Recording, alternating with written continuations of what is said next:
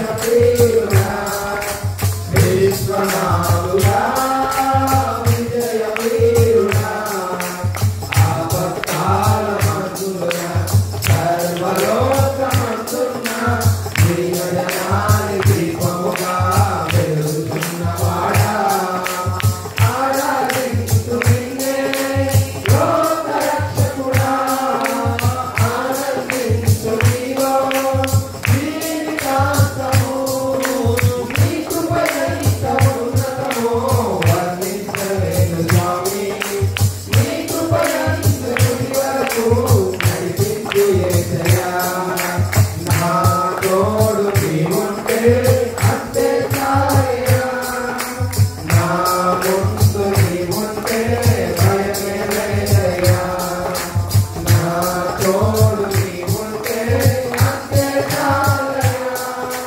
నా ముందు నీవుంటే భయమే లేదయ్యా.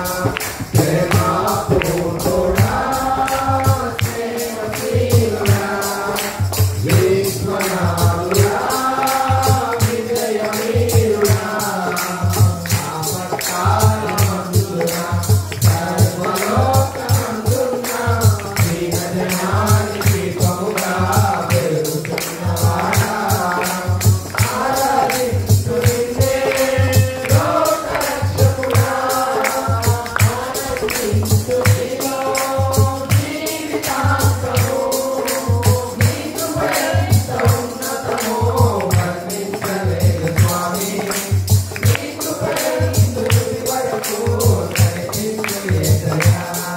ప్రేమపూర్ణుడా, స్నేహశీలుడా, విశ్వనాథుడా, విజయవీరుడా.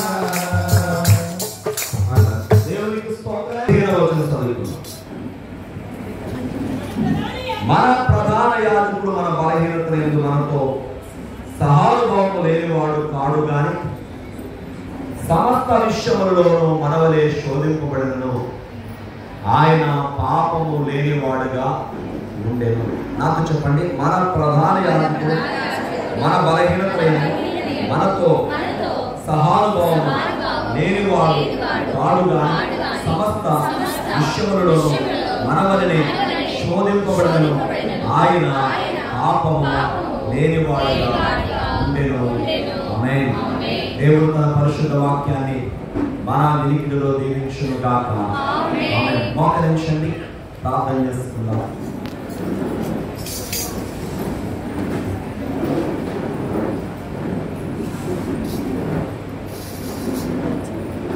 నీతో గడిపే క్షణము వందనాష్పాలు ఆరవయ్యా. నీతో గడిపే ప్రతి క్షణము ఆనందబాష్పాలు ఆరవయ్యా. కృపకలాంచగా మేలులో చేర్చగా, కృపకలాంచగా మేలులో చేర్చగా, నాగరమాగదు స్తుతించగా, నిన్ను కీర్తించగా. యేసయ్యా, యేసయ్యా, నా యేసయ్యా, యేసయ్యా, యేసయ్యా, నా యేసయ్యా, యేసయ్యా, యేసయ్యా, నా యేసయ్యా, యేసయ్యా, యేసయ్యా, నా యేసయ్యా. నీతో గడిపే ప్రతి క్షణము ఆనందబాష్పాలు ఆరవయ్యా. నీతో గడిపే ప్రతి క్షణము ఆనందబాష్పాలు ఆరవయ్యా. దేవునికి వందనాలు చెప్తాం. ప్రభువానికి స్తోత్రమయ్యా. నీ సన్నిధికి మమ్మల్ని తోడుకొచ్చావు, నీకు వందనాలు. ఒకసారి హృదయపూర్వకంగా దేవునికి నమస్కారాలు చెందాం. ఆయన సన్నిధిలో ఆరాధింపవచ్చిన మనమందరం కూడా హృదయపూర్వకంగా దేవునికి కృతజ్ఞత వందనములు చెందాం, స్తోత్రాలు చెందాం. పరిశుద్ధుడానికి స్తోత్రాలు, గొప్ప దేవ స్తోత్రాలు, ఆశ్చర్యకరుడా నీకే వందనములు, వందనములు. దేవునికి వందనాలు చెందాం, స్తోత్రాలు చెందాం. ఆయన సన్నిధిని, ఆయన పరిశుద్ధ మందిరములో ఆరాధింపవచ్చిన మనమందరం హృదయపూర్వకంగా దేవునికి నమస్కారాలు చెల్లిద్దామండి. మహోన్నతుడా నీకు స్తోత్రాలు. మహాగరుడమైన తండ్రి, పరిశుద్ధుడు మహారాజా, మహారక్షక, నీకే వందనాలు, స్తుతులు, స్తోత్రములు చెల్లిస్తున్నాం. ప్రభువా, మీ ఘనమైన నామములకు నమస్కారములు తండ్రి. అయ్యా, ఇదిగో ప్రభా, గత కాలం అంతయు మమ్మల్ని కాచి కాపాడు, నీ రెక్కల నీడలో భద్రపరచు. అయ్యా, మరి ఒక వారమును స్తుతించడానికి, తండ్రి నీ సన్నిధికి మమ్మల్ని తోడుకొచ్చారు. నీతో గడిపే గొప్ప సమయాన్ని, నీ యందు ఆనందించే ఒక ఉన్నతమైన సమయాన్ని మాకు దయచేస్తారు. స్తోత్రం. మిమ్మల్ని తండ్రి అనే పిలిచే చదువు మాకు ఇచ్చావని, నీ సన్నిధానంలో మీ ముఖ దర్శనం చేసుకునే గొప్ప వాక్యం మాకు ఇచ్చారు. వందనాలు వందనాలు స్తోత్రం. యావత్తు సృష్టించాక నీవు స్తుతించబడుచున్నావు. ఆయన భూమికి ఆజ్ఞ ఇచ్చున్నాడయ్యా. ఈ సృష్టి అంతా నీ చేత నడిపింపబడుతుంది. సృష్టి అంతా స్తుతించుతున్నది. సర్వ జీవులు కనులు నీ వైపు చూచుచున్నది. నైనా వందనాలు. సమస్త జీవరాశుల చేత స్తుతులు అందుకుంటున్న దేవా స్తోత్రం. పరలోక పటాలము చేత, పరలోకపు దూతల చేత నిత్యము కొనియాడబడుచున్న తండ్రి వందనాలు. సైన్యములు అధిపతి యెహోవా పరిశుద్ధుడు పరిశుద్ధుడు పరిశుద్ధుడు. సర్వలోకమైన మహిమ చేత అయ్యా దేవదూతల చేత కొనియాడబడుచున్న తండ్రి నీకు స్తోత్రం. బలహీనులమైనను అయోగ్యులమైనను ఎన్నిక లేని వారమైనా కూడా మేము నిన్ను స్తుతించే గొప్ప ధన్యత మాకు దయచేస్తున్నందుకు ఇంతవరకు పాటల ద్వారా, సన్నిధి క్రమం ద్వారా, లేఖనాలు చదువు ద్వారా నేను స్తుతించి ఆరాధించినట్టు మాకు ఇచ్చిన గొప్ప సమయాన్ని బట్టి ఈ ప్రత్యేక సమయంలో పరిశుద్ధాత్మ మీరు మాలోనికి రండి. మమ్మల్ని మీ శిలువ చాటును బలపరచండి. మీ ఆత్మతో బలపరచండి. మీరే మాట్లాడే మహిమంతులు మా మంచి బోధకుడైన యేసునామమున కూర్చున్నాము. కూర్చుంది. తెలివిని కలిగించు నన్ను దేవేగా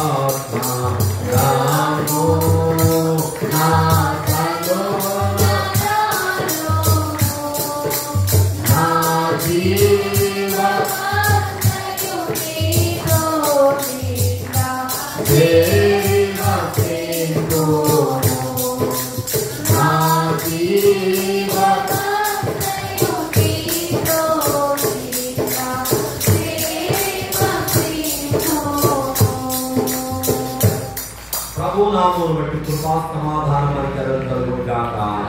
ఆమేన్. దేవుని యందు ప్రియమైన వారలారా, గత వారం మనం హెబ్రీ పత్రిక 4వ అధ్యాయం 14వ వచనాన్ని ధ్యానం చేస్తున్నాం.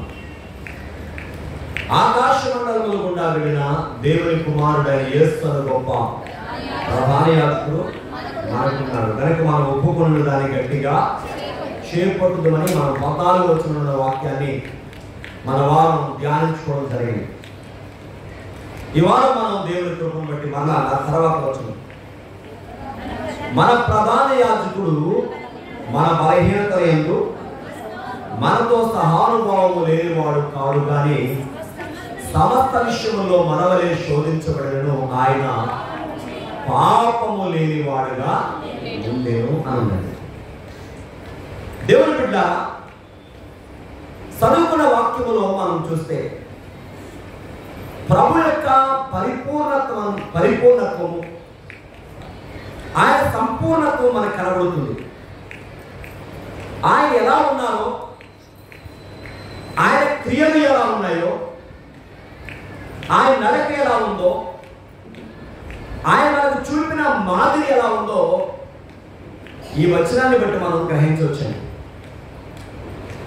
చదువుకున్న వాక్యంలో 2 ప్రాముఖ్యమైన మాటలు మనం ధ్యానం చేద్దాం. మన ప్రధాన యాజకుడు మన బలహీనత యందు మనతో సహానుభావము లేనివాడు కాడు గాని సమస్త విషయములోనూ మనవలనే శోధింపబడినను ఆయన పాపము లేనివాడుగా ఉండేను అన్నాడు. రెండు అంశాలు. మొదటిది, మన బలహీనతల్లో అనుభవం గలవాడు మన ప్రభు అయిన యేసయ్య. చాలా మంది నోట నుంచి వచ్చే మాట ఏంటంటే,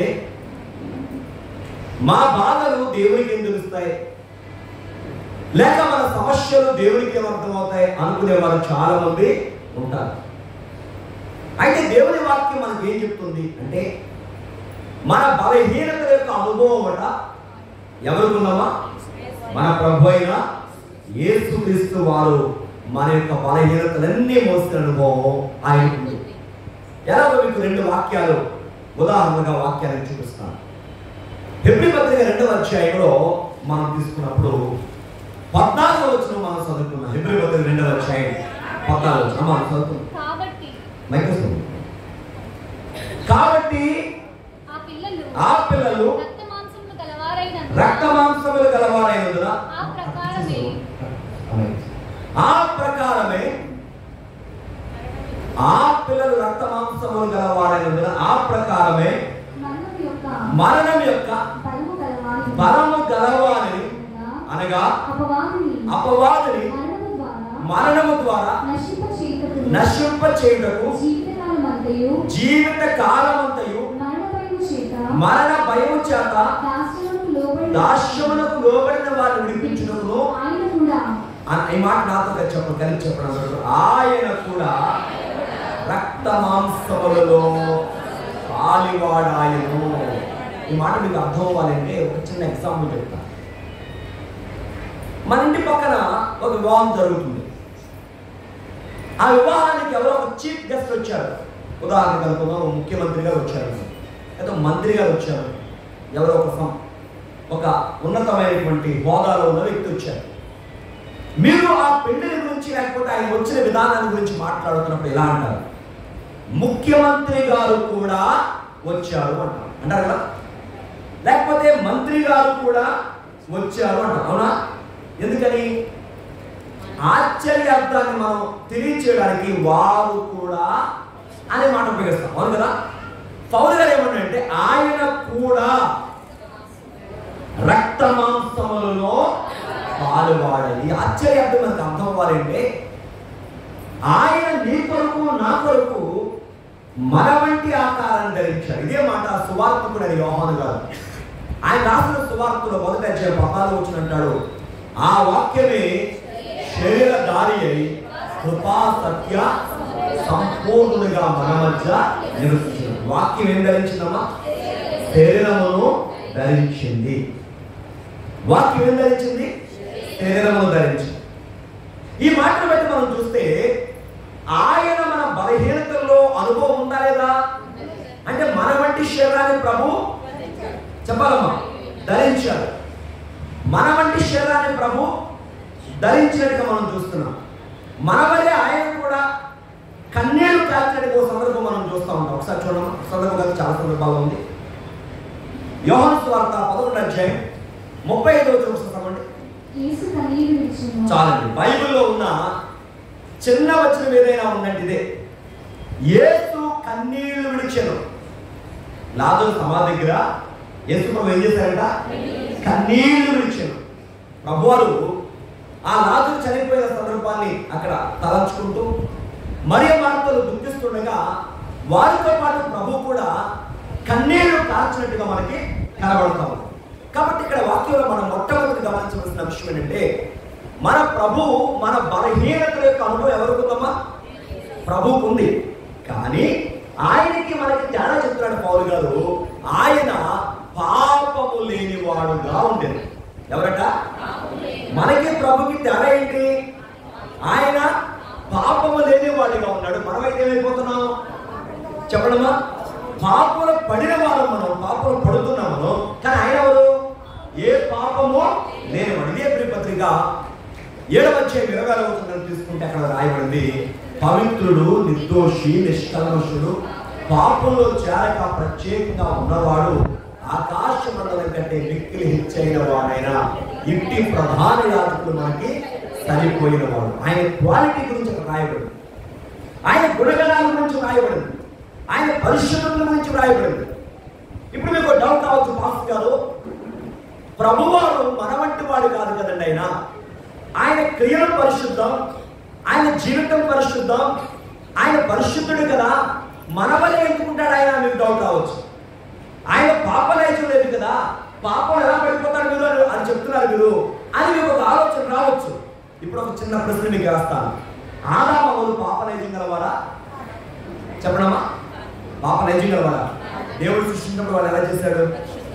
పరిశుద్ధంగా చేశాడు. దేవుని చేతుల్లో రూపించబడ్డాడు ఆదాము, దేవుని పోలికలో చేయబడ్డాడు ఆదాము. ఆదికాండం మొదలై 20వ చూసినట్లయితే దేవుడు మన స్వరూపమందు మన పోలిక చొప్పున నరులను చేయడు. దేవుని పోలికలో చేయబడ్డాడు ఆదాము, అంతే కదా.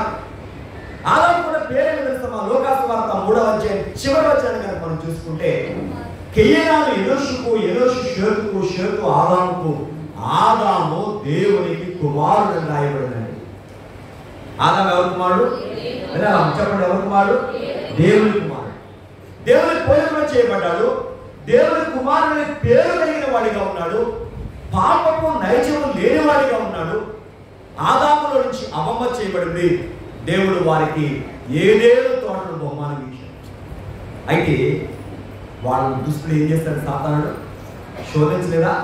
శోధించు. పాపలేచం లేకపోయినా వారు ఏమైపోయారు? అమ్మా, పాపం వల్ల పడిపోయలేదా? పడిపోయారు. ఒకసారి మనం తీసుకుంటే ఆదికాండం 3వ అధ్యాయంలో 6వ వచనం రాయబడింది. ఒకసారి అవ్వమట వృక్షము ఫలములు ఆహారములకు ఎలా కనబడతాయి? ఏమిటి? మంచిగా. ఒకటి చదువు. కన్నులకు ఎలా కనబడుతుంది? అందముగా. 2 3 రమ్యము. అమ్మ విన్నారా? ఎలా కనబడింది? మంచిది, రమ్యము, అందము. విన్నారా? సాధారణమైనటువంటి దుష్టుడు ఎప్పుడైతే అవ్వమ్మకి దేవుడు తినవద్దన్న ఫలము గురించి ఎక్స్ప్లెయిన్ చేశాడో, లేకపోతే చెడ్డల గురించి అవ్వమ్మ విందో, అవ్వమ్మ కట్ట ఫలం ఎలా కనబడింది? అందముగా, రమ్యముగా, మంచిది కనబడింది. ఏది మంచి కనబడింది? అమ్మా, దేవుడు తినవద్దన్న ఫలం ఎలా కనబడింది? రమ్యముగా. ఎలాగట? అందముగా. ఎలాగట? మంచిగా. వద్దన్నది ఎందుకు కనబడింది అలాగా? ఇవాళ చాలా మందికి కూడా ఏది చెడ్డని మంచిగా కనబడే కారణం అంటే ఆ చెడ్డను మంచిగా మనసులో పెట్టుకున్నారు కనుకనే ఆ చెడ్డ కూడా వారి కళ్ళకి మంచి కనబడుతుంది. కానీ దేవుని వాక్యం మనకి ఏం చెప్తుంది తెలుసా? దుష్టుల ఆలోచన చొప్పున నీవు పాపుల మార్గమున నిలవక, అపహాస్యులు కూర్చొని చోట కూర్చోడక, యెహోవా ధర్మశాస్త్రమును ఆనందించు, దివారాత్రము దాన్ని ధ్యానించువాడు ధన్యుడు. దేవునికి మహిమ కలుగును గాక. ప్రియమైన వారరా, ఈ అవ్వమ్మ పాపనైజం అంతకున్న వారు లేకపోయినా, పాపము తలంపు లేకపోయినా, ఆ చెడ్డ మాటలు విన్నందువల్ల ఏమైపోయింది? ఆ ఫలాలు, దేవుడు వద్దన్న ఫలాలు కోసుకుని తినడమే కాకుండా పట్టుకెళ్ళి ఎవరికి ఇచ్చింది? వాళ్ళ భర్తకు కూడా ఇచ్చేసింది. కాబట్టి వారు దేవుని సహవాసానికి దూరం అయ్యారు, దేవుని సన్నిధికి దూరం అయ్యారు. వారిని ఏం పెత్తనం చేస్తుంది? పాపము. ఆదాము వాళ్ళ గురించే కాదు, బైబిల్ ఇంకొక ఉదాహరణ మీకు చూపిస్తాను. దేవదూతల్లో పాపలేచం ఉందా? లేదు. మరి వాళ్ళు ఎలా పాపంలో పడ్డారు? చూద్దాం వాక్యం. యోధా పత్రిక 1వ అధ్యాయము 6వ వచనం చూద్దాం ఒకసారి. యోధా పత్రిక 1వ అధ్యాయం అంటే ఒకే అధ్యాయం ఉంటుంది. 1వ అధ్యాయం అని కాదు, ఒకే అధ్యాయం. ఇంకా అర్థం 1వ అధ్యాయం అన్నారు. ప్రకటన గ్రంథానికి ముందుంటుంది ఆ పత్రిక. చదవడం. మరియు ఏంటమ్మా? తన ప్రధానత్వమును నిలుపుకొనక తమ నివాస స్థలమును విడిచిన దేవదూతలు ఆ మహాదినమున జరుగు తీర్పు వరకు కటిక చీకట్లో నిత్య పాశములతో విన్నారండి. ఆ ప్రధానత్వం నిలుపుకోలేదట. ఎవరో దేవదూత. తెలుసు కదా మీకు? దేవదూతల్లో ప్రధానమైన దూత పేరేంటమ్మా? లూసిఫర్. వాళ్ళు మన దుర్బుద్ధి వచ్చిందట. మన యెషయా చదువుతుంది. వాడు అనుకున్నాడంట, దేవునితో సమానంగా సింహాసనమును వేసుకుందును, ఉత్తర దిక్కున సభాప్రవర్తన సమానుడిగా దేవునితో సమానుడిగా చేసుకున్నని హెచ్చించుకున్నని చెప్పి ఎప్పుడైతే వారి మనసులో దుర్బుద్ధి వచ్చిందో దేవుని చేత ఏమయ్యామా నెట్టి వేయబడ్డాడు. వారి పాపం తలంపు లేకపోయినా ఎప్పుడైతే యొక్క అతిశయం అనే పాపం వచ్చిందో వాళ్ళు ఏమైపోయారు, పడిపోయారు.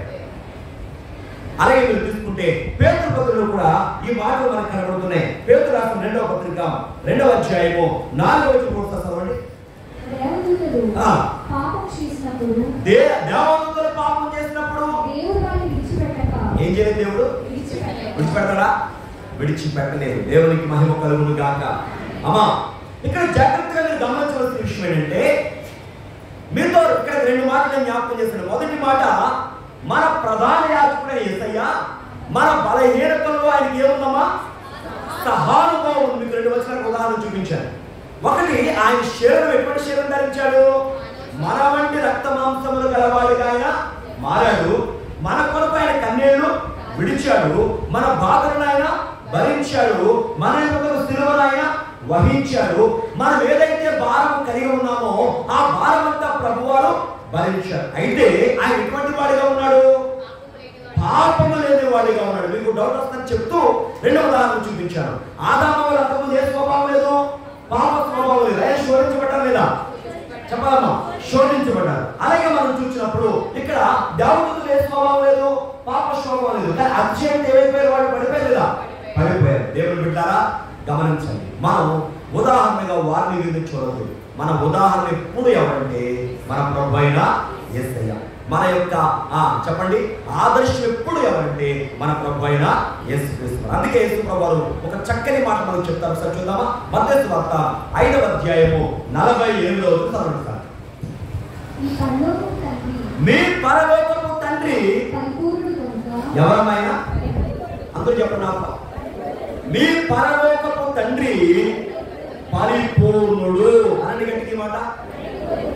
ఎక్కడ, ఎప్పుడు, ఎవరి ద్వారా, రవంత లోపం కూడా ఎవరిలో కనబడదు, ప్రభువులో కనబడదు. ఆయన పరిపూర్ణుడు. మీ పరలోకపు తండ్రి పరిపూర్ణుడు గనుక మీరును ఉండెదరా ఉండాలా, ఉండెదరా ఉండాలా. ఉండెదరు అంటే కోరుకుంటున్నారు. ఆయన బట్టి ఆయన బిడ్డలుగా మనం ఉండగలము అని. ఉండాలి అంటే ఆజ్ఞాపిస్తున్నాడు. మన దేవుడు ఆజ్ఞాపిస్తున్నాడా, కోరుకున్నాడా? కోరుకోవడం అంటే మన మీద ఏం పెట్టుకున్నాడు ఆయన, నమ్మకం. మన తండ్రి ఎవరు, పరిపూర్ణుడు. మనం ఎలా ఉండాలి, పరిపూర్ణులుగా ఉండెదరు. అంతే. మన మీద అంత ఆశ ఉంది, అంత ఆశ పెట్టుకున్నాడు మన మీద. దేవుని బిడ్డలారా, ఈరోజు మీకు ఒక 2 వరుసలు జ్ఞాపకం చేయాలనుకున్నాను. ఇక ఒకటి, చెడ్డ వాటిని ఆశించి పడిపోయిన వారు ఒక వరుస. చెడ్డవి వారి కళ్ళ ముందు కనబడుతున్నా ఏమాత్రము కూడా వాటి వైపు చూడకుండా దేవుని సహవాసంలో ముందుకు వెళ్ళిన వారు 2వ వరుస. ఈ రెండింటి గురించి మీకు జ్ఞాపకం చేస్తాను. ఎందుకని జ్ఞాపకం చేస్తానంటే, దానికి ముందు ఒక వచనం చదవండి. మత్తయి వార్త, లూకాసు వార్త 4వ అధ్యాయం 13వ వచనం చదువుతున్నాం ఒకసారి. లూకాసు వార్త 4:13. అపవాది అమ్మా, అందరూ చెప్పండి మాట, ప్రతి శోధనను ముగించి శాశ్వతంగా ప్రభువును విడిచిపోయిందా ఉందా అమ్మా? మీ అందరి వైపులు అలాగే ఉందా, ఉందా లేదా? ఏమనుంది, కొంతకాలం ఉందా, పూర్తిగా విడిచిపెట్టి వెళ్ళిపోయిందని ఉందా? ఇదేంటి కొంతకాలం ఏంటి? మీకు ఆ ముందు మీరు 4వ అధ్యాయం మొదటి నుంచి అక్కడ వరకు చదివితే 3 విధాలుగా ప్రభువును శోధించిందండి. తెలుసు కదా మీకు. ఒకటి, ఆహారంతో పడేయాలని. 2, ఆశ పుట్టించి పడేయాలని. 3, కోపం. దాని ఇంకో పేరు చెప్తున్నా, అహం, కోపం. కోపం పుట్టించి పడేయాలనుకుంది, పడేయలేకపోయింది. చెప్పండి ఇప్పుడు ఎలా పడేయాలనుకుంది? ఒకటి, ఆశ, ఆహారం. మనిషి ఇక్కడ పడిపోతాడు, చెప్పాలి గట్టిగా చెప్పండి. పడిపోతాడు, పడిపోడా? ఏసేపు యాసాబు దేని కనిపిస్తున్నాడు, తన జాస్తి దేని కనిపిస్తున్నాడు, ఆహారానికి కదా. చాలా మంది కూడా ఆహారం కొరకు పడిపోతారు. యేసుప్రభు దగ్గరికి వచ్చి దుష్టుడైన సాతానుడు అంటాడు, యేసుప్రభు మీకు ఆకలేస్తుంది, ఆ రాళ్ళు రొట్టెలు అయిపోమంటే అయిపోతాయి, చేసి తినొచ్చు కదా అని కదా. ఒకసారి చూద్దామా, రెండవ చూద్దామండి, లోకాసు వార్త 4:2. అపవాది చేత శోధింపబడుచుండెను. ఆ దినములలో ఆయన ఏమీ తినలేదు. అవి తీరిన తరువాత ఆయన ఆకలి కొనగా అపవాది, ఇది దేవుని కుమారుడు అయితే, నీవు దేవుని కుమారుడు అయితే రొట్టె అగునట్లు ఈ రాతితో చెప్పుమని, ఆ ప్రభునండి రొట్టె అగునట్లు ఈ రాతితో చెప్పుమని ఆయనతో చెప్పాను. చూడండి, సాతానుకి దేవుడు శాపం ఇచ్చారు కదా ఆదికాండంలో. ఆ శాపం అంటే చెప్తారు ఒకసారి. సాతాను ఎవరు రూపంలో వెళ్ళాడు ఆదాము దగ్గరికి? సర్ప రూపంలో వెళ్ళాడు కదా. సర్పాన్ని దేవుడు ఎవరు శపించారు? ఓ సర్పమా, నీవు దీన్ని చేసినందుకు కారణంలో పట్టుకోబడతావు. అందుకని అనుకుంటాను, ఒకసారి శరీర రూపాలు మనం చూస్తాం, బల్లులు, కొండలు, ఇవి శరీర రూపాలే కదా. అది దేంతో పడతాయండి? గుడుములు చూసారు కదా మీరు, మోస్తాడు, ఇలాంటి కాళ్ళు ఉంటాయి. పాముకి ఏముండో? కాళ్ళు ఉండవు అనిపిస్తుంది. దేవుడు చెప్పాడు, నువ్వు దీన్ని చేసినందుకు ఏమన్నా నీకు పొట్టతో పాకుతావు, భూమి మందు తింటావు. ఏం తింటావు? భూమి మందు తింటావు అని దేవుడు శపించాడు కదా. ఆ దేవుడే నలవతానికి లోకానికి వచ్చినప్పుడు సాతాను ఏమని నిర్ణయం చేసుకోవడం ప్రభు మీద అంటే, నీవు అంటే కనుక రాళ్ళు ఏమైపోతాయి, నీవు ఆజ్ఞాపించి ఆ రాళ్ళు రొట్టెలైపోతాయి, చేస్తూ తినొచ్చు కదా అంటే. ఆ రాళ్ళు నాకు తినమన్నావు కదా, నిజాన్ని ఏం చేశాను? తినిపిస్తున్నాను, లేక తినిపించాను అని చెప్పడానికి. కానీ ప్రభు ఏమన్నా తెలుసా, మనుషులు రొట్టె వలన కాదు, దేవుని నోటి నుంచి ప్రతి మాట వలన దేవునికి మహిమ కలుగును గాక. ఆహారంతో పడగలిగిందా ప్రభుని? పడగలిగిందా? దేవుని పెట్టారా? రెండోసారి ప్రభు దగ్గరికి వచ్చాడు. ఎలాగో తెలుసా, ఇప్పుడు ఆశ పుట్టించాలి. ఏం పుట్టించాలి? మనం తీసుకెళ్ళి యేసు ప్రభుని తీసుకెళ్ళి ఒక ఎత్తైన కొండ నుంచి పెట్టి లోక రాజ్యాలన్నింటినట వాటి మహిమను చూపించాడట. ఈ లోక రాజ్యాన్ని నీకు ఇస్తాను, ఒక్క నమస్కారం చెయ్యి. ఏం చేయాలి చెప్పండి అమ్మా.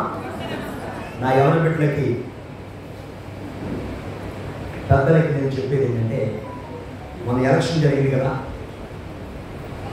ఎలక్షన్లో కొంతమంది యవనస్తులు, అంటే మీరే కాదు, మీరందరూ మంచోళ్ళు,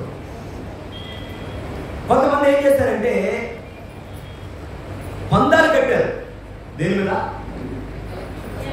ఆ ఎమ్మెల్యే ఎదుగుతారు, లేకపోతే ఈ పార్టీ వస్తుంది, ఎలాగైతే మెజారు. ఒక వార్తని నేను ఆశ్చర్యపోయాను. ఒక యవనస్తుడు నాకు పందెం కట్టి చివరికి అతను అనుకున్నది రాకపోయేటప్పటికి ప్రాణం తీసుకున్నాడు. అమ్మా, దేవుని బిడ్డలుగా నీవు అటువంటి ఈజీ మనీకి ఇప్పుడు అలవాటు పడడానికి వీలు.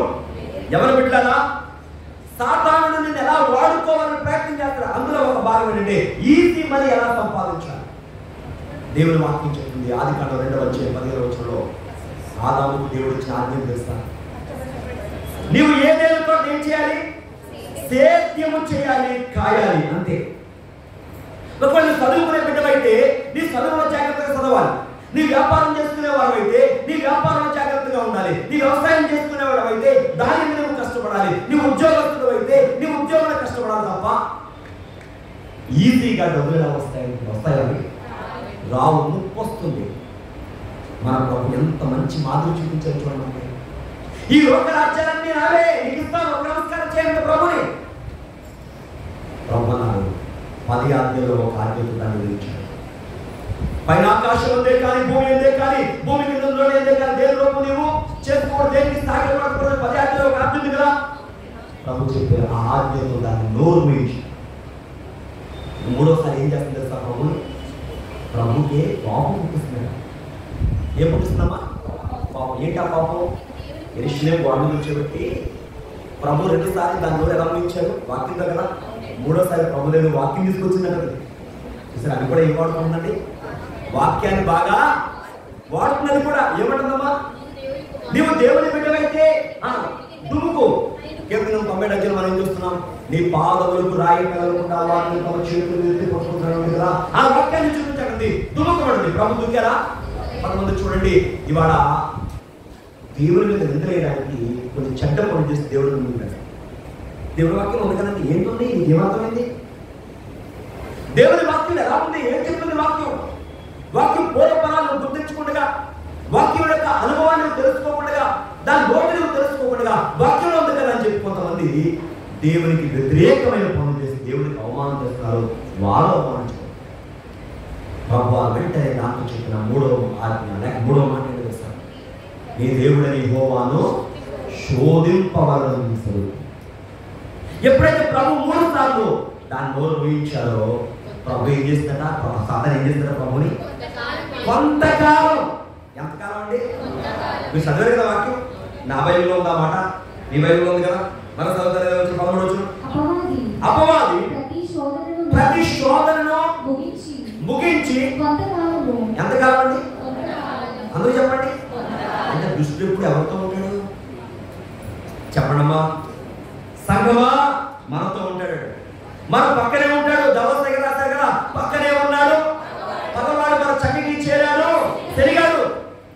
ఆ దుష్టైన సాతానుడు మన పక్కన ఉంటాడు.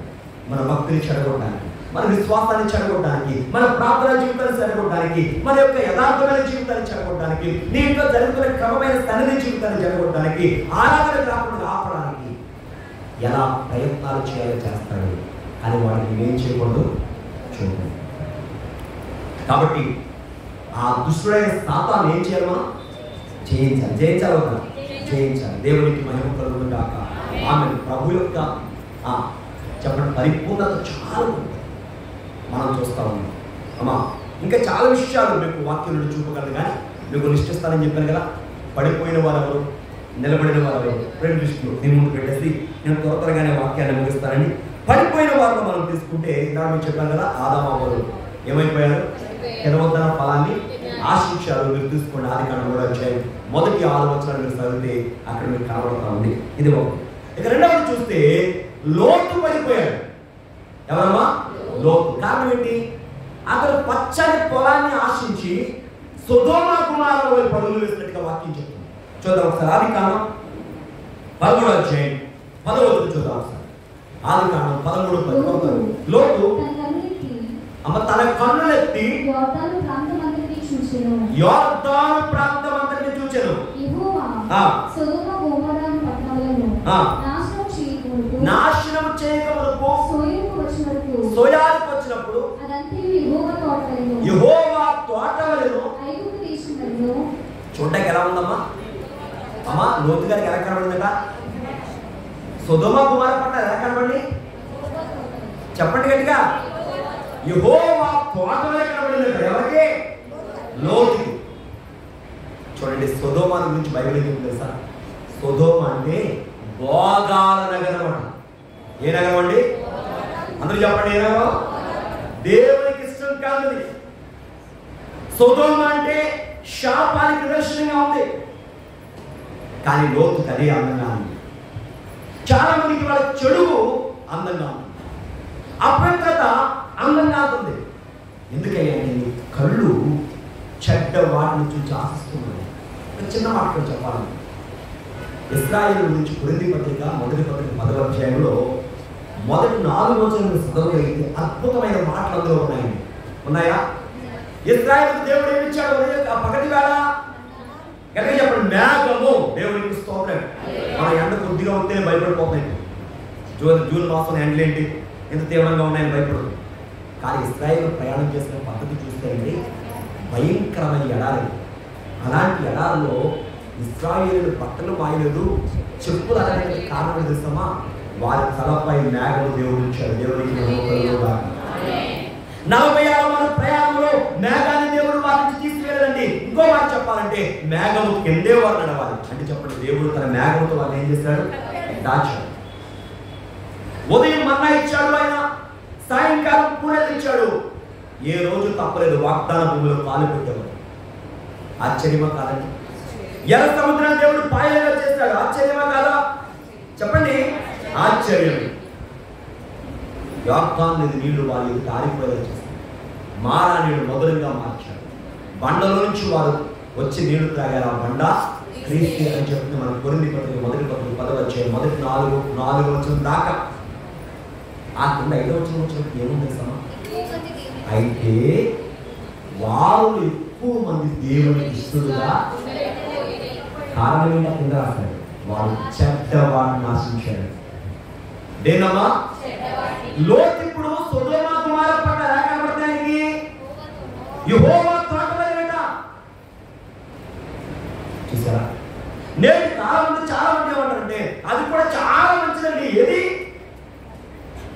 చెడ్డదాని గురించి ఎక్స్ప్లెయిన్ చేస్తారు కొంతమంది. మాకు అందులో తప్పేముందండి, అందులో ఎందులో సినిమా చూడడం తప్పలేదట,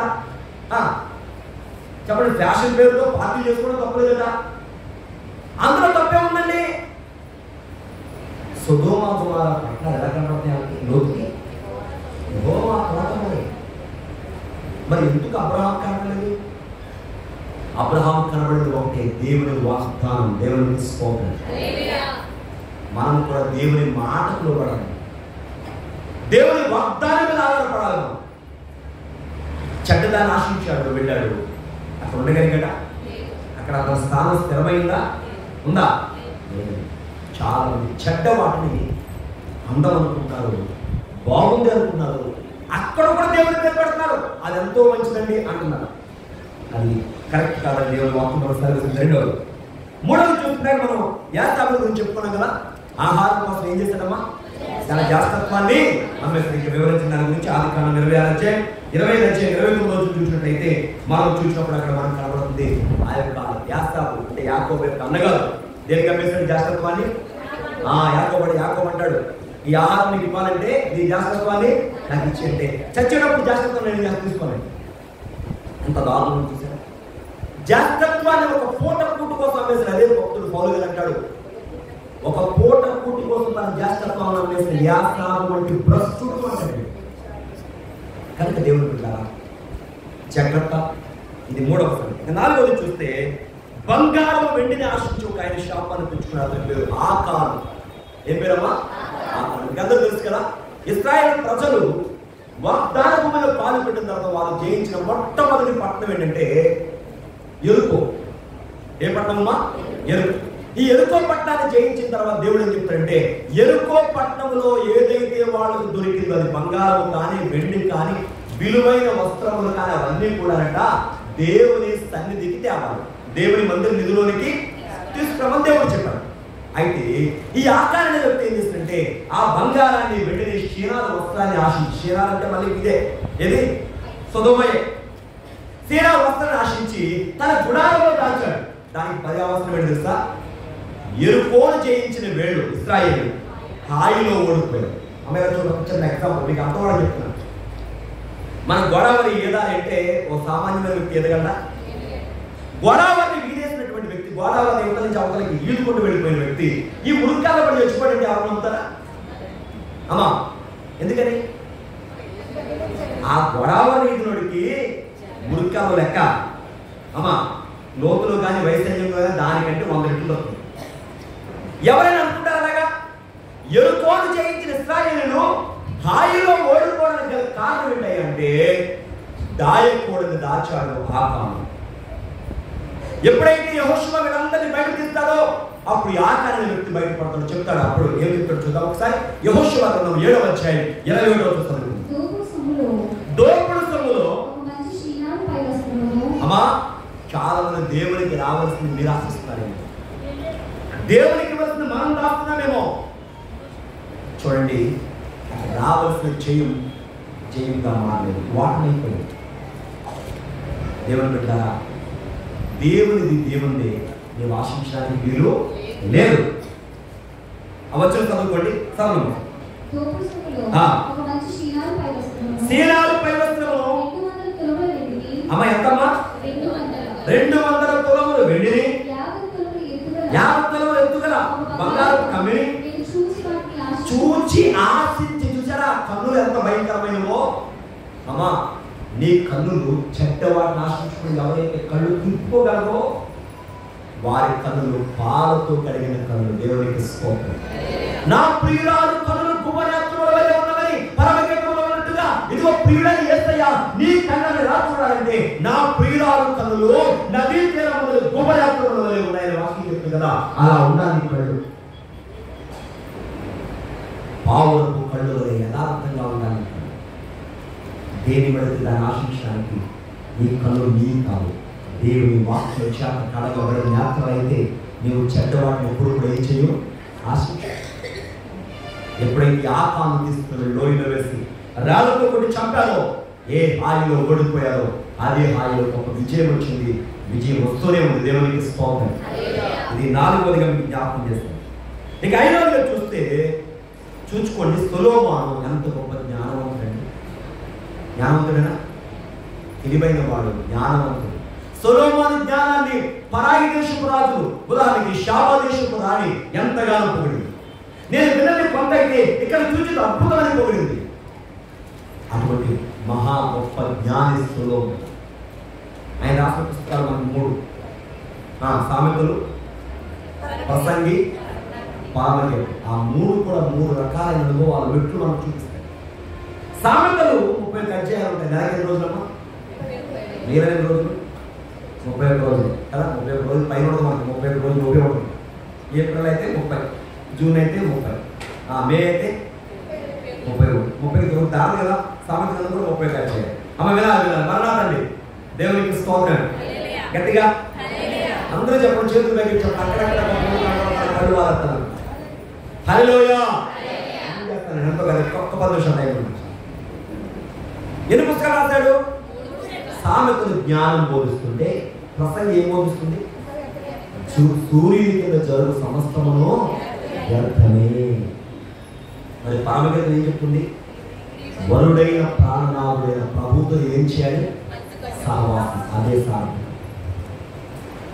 ఈ సొలొమోను ఎంతో గొప్ప జ్ఞాని. సొలొమోను ఏం చేస్తాడు తెలుసామా? దేవుడు వద్దన్న వాటిని ఆశించి, అంటే ఈ వచనం చదివించడానికి సమయం లేదు కానీ చదివిస్తే ఒకసారి సమయం మీరు చూసుకోండి. సార్ మనం చూసినప్పుడు రాజులు 1వ గ్రంథం 11వ అధ్యాయం మొదటి నుంచి మీరు చదవచ్చు. 4వ చదివితే మనకు అర్థం. ఎవరమ్మా? సొలొమోను ఏమయ్యాడు అంటే, సొలొమోను వృద్ధుడయ్యే కొద్ది దేవుణ్ణి ఇంకా బలపడాలంతా. అబ్రహాం వృద్ధుడయ్యే కొద్ది దేవుని ఇంకా బలపడలేదా? అందుకే రోమపత్రిక 4వ అధ్యాయం అబ్రహాం గురించి ఏముంది? అతడు వయసు రీత్యా మృతతుల్యుడని ఆలోచించాడు కానీ దేవుని వాగ్దానం సందేహించడం ఉంది కదా వాక్యంలో. కానీ సొలొమోను దగ్గర వచ్చినప్పుడు చూడండి, వృద్ధుడయ్యేటప్పటికి ఏం జరిగిందో చూడండి. ఎంత గౌరవంగా మాట్లాడండి. అతని భార్యలు విన్నారండి ఎంత దారుణంగా. అతని భార్యలట ఇతర దేవతలతో తిప్పిపేశారట హృదయాన్ని. చూసారు ఎంత గొప్ప జ్ఞానవంతుడి సొలొమోను. ఏమైపోయింది జ్ఞానం? అందుకే బైబిల్లో మాట రాస్తాడు పౌలు గారు, లోక జ్ఞానము దేవుడి దృష్టికి లోక జ్ఞానం కాదు, దేవుడిచ్చిన జ్ఞానమే. కానీ ఎప్పుడైతే దైవ జ్ఞానాన్ని పాడు చేసుకుంటావో లోక జ్ఞానం తక్కువ చేస్తావు. దేవుని బిడ్డ ఒకసారి ఆలోచించండి. సొలొమోను జ్ఞానవంతుడే, కానీ ఏమైపోయాడు? ఇతర దేవతల తట్టు ఎంత గౌరవం చూస్తారు. ఇంకో మాట కూడా సందర్భంలో చెప్పాలి. వాళ్ళెవరు తెలుసా? యోహాను, యాకోబు. వీళ్ళిద్దరికి పేరు ఉంది, జబదయ కుమారుడు. ఏ కుమారుడమ్మా?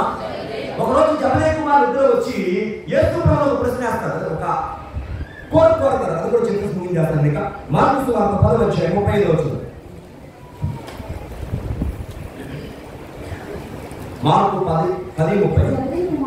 జబదయ కుమారుడైన యాకోబును, యోహానును ఆయన ఎదురుకు వచ్చి, బోధకుడా, మేము అడుగునదెల్లా నీవు మాకు చేయబోతున్నావని చెప్పగా ఆయన నేను నీకేమి చేయబోతున్నానని వారు అడిగారు.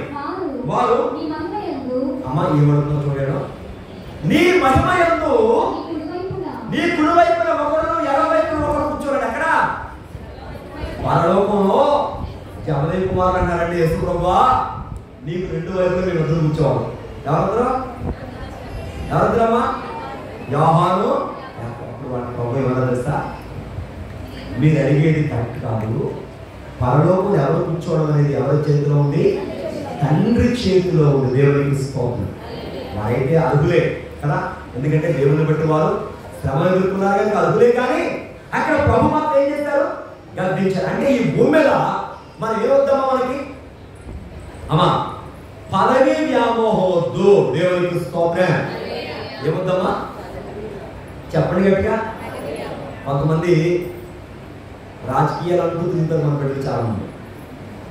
అంటే మీరు అభిమానం ఉంటే ఉండొచ్చండి, ఏ పార్టీకి అభిమానం ఉన్నా ఆ పార్టీకి ఉండండి, మంచిదే, దేవుని స్తోత్రం. నేను అందుకు ఎందుకు అన్నాను, కానీ ప్రత్యక్ష రాజకీయాల్లోకి మాత్రం ఏం చేయదు, వెళ్ళదు. అది మనకి మంచిది కాదు. ఎందుకంటే యేసు ప్రభువే పారిపోయినట్టుగా ఉంది వాక్యం. పారిపోవడం అంటే ఆయన అక్కడి నుంచి తప్పించడం. ఒకసారి చూద్దాం వాక్యంలో చూడండి. మనం చూసినప్పుడు మార్కు సువార్త మనం కనబడుతుందండి. ఒకసారి మనం చూద్దాం.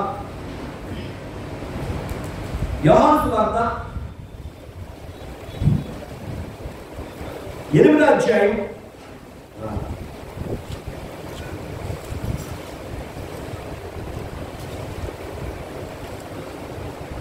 6వ మనకి చూసినప్పుడు 6వ అధ్యాయం 15 చూడండి. 6:15 రాజుగా చేయడం ఎవరిని అమ్మా అంటారా, ఊహించారా? ఎవరిని? యేసు ప్రభువునంట రాజుగా చేయడానికి వారు వచ్చి తమను బలవంతముగా పట్టుకొని పోతున్నారని యేసు ఎరిగి ఎలా ఎప్పుడైనా అందరితో వెళ్ళాడా, ఒంటరికి వెళ్ళాడా? దేవునికి స్తోత్రం.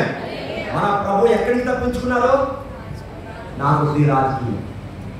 మరి మనం ఉంటాం అలాగా? చెప్పండి. చర్చిలో తీసుకొచ్చేద్దాం అయింది. ఎక్కడికి? మందిరంలోకి. తప్పండి. దేవుని బిడ్డగా ఎవరేం మనం వాళ్ళకు ఉండొచ్చు, కానీ అమ్మా ఎవరు రావడం అనేది ఎవరు చిత్తం అండి? దేవుని చిత్తం. దేవుని స్తోత్రం. ఇప్పుడు వాళ్ళు వచ్చారు, మాకు నిండిపోతున్నారు, ఇంకా తర్వాత ఎవరు వస్తారు అది ఎవరికి తెలియదు. మనం ఎప్పుడు కూడా అలాంటి అనుకోవడానికి లేదు. ప్రభు ఏం చేశారట, తను రాజుగా చేస్తారని, మనం బలవంతం చేస్తారని అక్కడి నుంచి ఒంటరిగా పండుగ వెళ్ళిపోయినట్టుగా చూసారు వాక్యంలో. యోహాను సువార్త 8:26 6:15 దేవునికి స్తోత్రం. హల్లెలూయా. ఇంకొక మాట, ఒక్క లిస్టు మీకు చెప్పేసరికి ఇప్పుడు ఏం ఆశించారు? చెడ్డ వాటిని ఆశించారు. ఎవరు? ఆదాము కానివ్వండి, అలాగే లోతు కానివ్వండి, అలాగే 3వది యాకోబు కానివ్వండి, 4వది ఆకాని కానివ్వండి, 5వది సొలొమోను కానివ్వండి, 6వది పదవి వ్యామోహం అని చెప్తున్నాడు కదా. వాడు అలుగులైనప్పటికీ దేవుడు ఆ సమయంలో గద్దించారు వాడు కదా. యాకోబును యోహాను. దేవునికి స్తోత్రం. ఇప్పుడు ఆశించకుండా యథార్థంగా ఉన్న వారు ఒక్క లిస్టు మీకు ఇచ్చేసి ముగించేస్తాను ఈ వాక్యంలో. దేవునికి స్తోత్రం. సమయం అయిపోతుంది. అయినా కూడా ఒక మాట మీకు జ్ఞాపకం చేస్తాను. అబ్రహాము ప్రతిఫలాన్ని ఆశించలేదు. దేవునికి స్తోత్రం. మీకు సందర్భం చెప్పాలంటే ఆదికాండం 14వ అధ్యాయంలో కదుల్లో పోయే రాజులు జయిస్తాడు అబ్రహాము. అంతమంది కదుల్లో పోయే రాజులు సొదొమ రాజులు 5 జయిస్తారని. ఈ సొదొమ రాజును జయించారు. ఆ సొదొమ ఎవరున్నారో తెలుసు మీకు? లోతున్నాడు. ఈ లోతు ఉన్నాడు. లోతు సొత్తు కూడా ఈ కదుల్లో పోయే రాజులు పట్టుకెళ్ళిపోయారని అబ్రహాము గారికి కబురు వస్తుంది. అబ్రహాం ఏం చేస్తాడంటే ఎంత పుట్టి యుద్ధాన్ని ఆరంభించుకున్న 318 మంది యోధులు వెంట పెట్టుకుని ఆ కదుల్లో పోయే రాజులు దాని మట్టుకు తరిమి ఆ సొదొమ రాజులు సొత్తంతా పట్టుకొస్తాడు. పశువుల్ని, వెండి బంగారాన్ని, మనుషుల్ని పట్టుకొస్తాడు. పట్టుకురాగానే అబ్రహాము గారికి ఎదురొచ్చిన రాజు పేరు సొదొమ రాజు. ఏ రాజమ్మా? సొదొమ. సొదొమ రాజు వచ్చాడు. అయ్యా అబ్రహాము గారు, మీరు సంపాదించారు, మీరు చేయించారు, కాబట్టి ఈ ఆస్తంతా మీరు తీసుకోండి, మా మనుషులు మాకు ఇచ్చేయండి చాలు అంటాడు. అప్పుడు అబ్రహాం ఏమన్నా తెలుసా? ఓ సొదొమ రాజా, రేపొద్దున నీవేమంటావు తెలుసా? అబ్రహామును ధనవంతుడు చేస్తుంది నేనే అంటావు. ఆ పేరు నీకు ఇవ్వను, నా దేవునికి ఇస్తాను. దేవుని స్తోత్రం. చెప్పండి. దేవుని స్తుతించండి. మనం ఎవరికి పేరు ఇవ్వాలి? మనుషులుగా, దేవునిగా? చెప్పండి. మనం కొన్ని సందర్భాల్లో కొంతమంది ఎంతగా కూడేస్తాడు, దేవుడి కంటే గొప్పగా చేసి కూడేస్తాం. అదేంటండి? దేవునికి ఇవ్వాల్సిన ఘనత ఎవరికి ఇవ్వండి, ఆ ఘనత ఆయనకి ఇస్తాం. కీర్తన 34వ అధ్యాయం ఉంది, నేను ఎల్లప్పుడూ యెహోవాను నిత్యమైన కీర్తన నాతో కూడి యెహోవాను ఘనపరచుడు. మనం ఏకముగా కూడా ఆయన నామాన్ని గొప్ప చేద్దాం. అబ్రహాము అంటున్నాడు, నన్ను ధనవంతుడు చేస్తే నీవే చెప్పుకుంటావు, నాకు దయ్యా, కనీసం నా చెప్పులు వాడైనా నూరు పోగే నాకు తీసుకో, త్వర ప్రాయంగా విడిచిపెట్టాడు. కానీ దేవుడు విడిచిపెట్టాడా? ఆయన ఆత్మ విడిచిపెట్టేశాడు, ప్రతిఫలం ఆశించలేదు. మీరు అదే ఆదికాండం 15వ అధ్యాయం కనుక చదివితే బైబిల్ చెప్తా ఉంది. ఏమన్నా తెలుసా? అబ్రహాము కట యెహోవా వాక్యము దర్శనం ముందు కనబడి, అబ్రహామా నీ బహుమానము అత్యధికమగును. దేవునికి స్తోత్రం. హల్లెలూయా. అలాగే మీరు రాసుకునేవారని రాసుకోండి. ఎలీషా తిరస్కరించాడు నయమానిచ్చే బహుమానాన్ని. అవును కదా, నీవిచ్చేది నాకు వద్దు, దేవుని సన్నిధిలో ఉన్నానని చెప్పేసి రాజుల 2వ గ్రంథం 5వ అధ్యాయంలో కనబడతా ఉంటుంది. మొదటి వచనం నుంచి మీరు చూసినట్లయితే 14వ వచనం. అలాగే మనం చూసినప్పుడు ఇంకా 3వదిగా మనం గమనించినప్పుడు యోబు చెడ్డ ఆలోచన కూడా తిరస్కరించాడండి. యోబు గారి శ్రమ వచ్చిందా? చెప్పండి.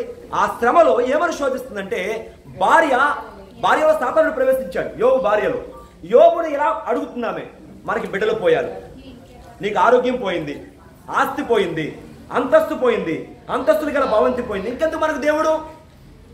2వ అధ్యాయం 9వ వచనం అన్న మాటది. ఇంకా యథార్థత విడిచిపెట్టవా నీవు?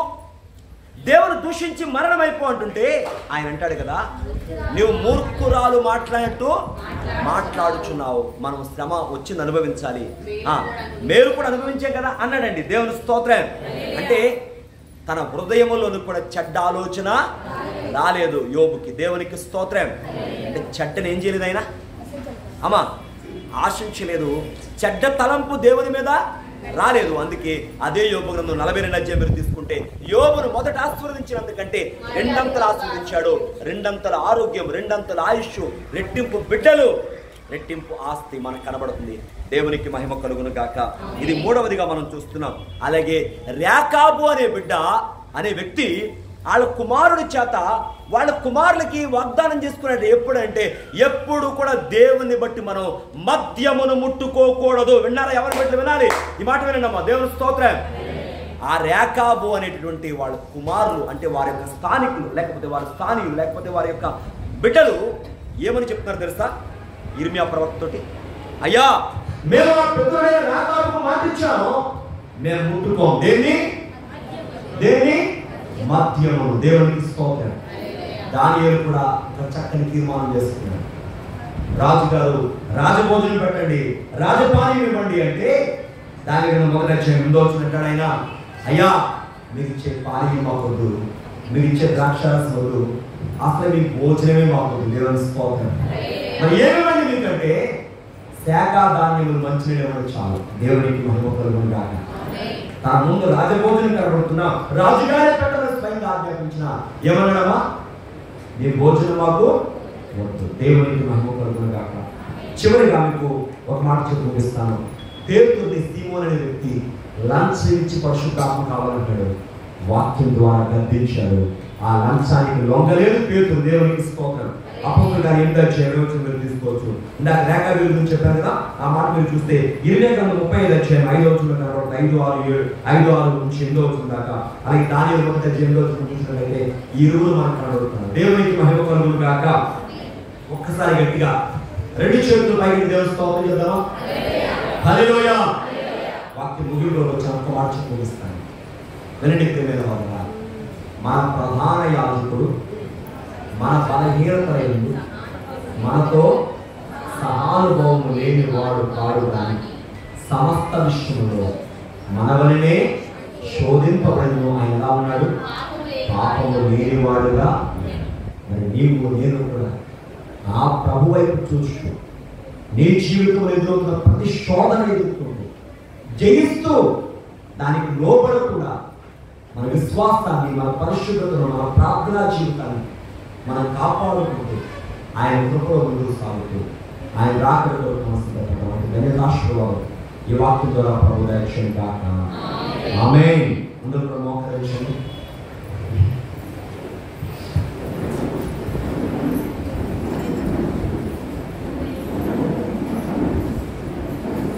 మహాపరిశుద్ధుడా మీకు వందనాలునయ్యా. గౌరవ పాత్రుడు తండ్రి నీకు స్తోత్రాలు.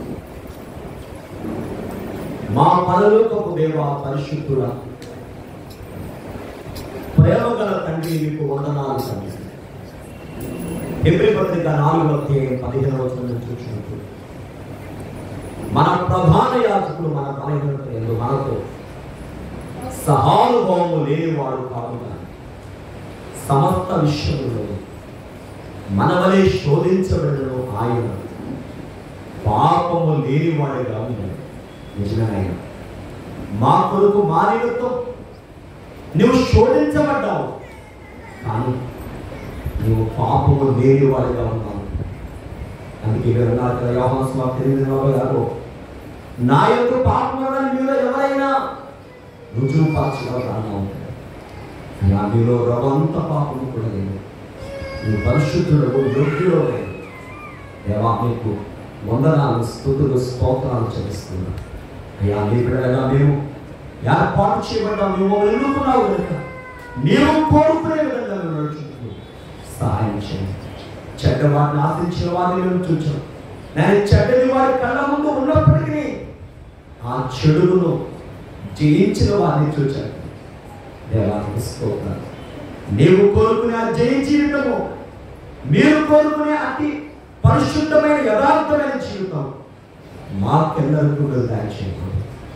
దేవా మీ ఆత్మకు మీరు మమ్మల్ని బలపరచండి. తండ్రి మీకు స్తోత్రాలు. ఎంతవరకు నిలబడిన వాక్యములైనా మా అందరి అంతరంగాలలో అయ్యా మీరు ముద్రించండి. మీ ఆత్మతో మీరు వెలిగించండి స్వామి. దేవానికి స్తోత్రాలు. నీ వాక్యపు వెలుగు చేత మా హృదయాలు వెలిగించడానికి సహాయం చేయండి. ఎందుకనగా నీ వాక్యము బహు వేగముగా పరిగెత్తుతున్న వాక్యం చెప్తుంది. ఇదే 14 చూసినప్పుడు ఎందుకనగా దేవుని వాక్యం సజీవమైనదై బలము గలదై రెండంచులుగా ఎటువంటి ఖడ్గము కంటే వారిగా ఉంటూ ప్రాణాత్మలను కీడలు మూలుగులు విభజించుకుంటున్నట్టు కూర్చు హృదయం యొక్క తలంపులు ఆలోచనలు పరిశోధించుకునే వాక్యం చెప్తుంది. కాబట్టి నేను ఈ వాక్యాన్ని విధేయులమై మా హృదయంలోని ప్రతి తలంపును అయ్యా నీకు అనుకూలముగా నీకు యథార్థంగా మార్చుకుంటూ సహాయం చేయండి. దేవానికి స్తోత్రాలు. తాను నిలుచున్నాను తలంచుకున్న ప్రతి వాడు పరపులకు జాగ్రత్తగా చూసుకుని వాక్యం జాగ్రత్తగా చూసుకుంటూ సహాయం నీ ఆత్మతో ప్రేమించు. ఏ మహిమ కనుక కీర్తి ప్రభావం పొంది యేసునామమున నిలుచున్నాము. ఆమేన్. అందరికీ మరణాత మరణాత. కూర్చున్నాం.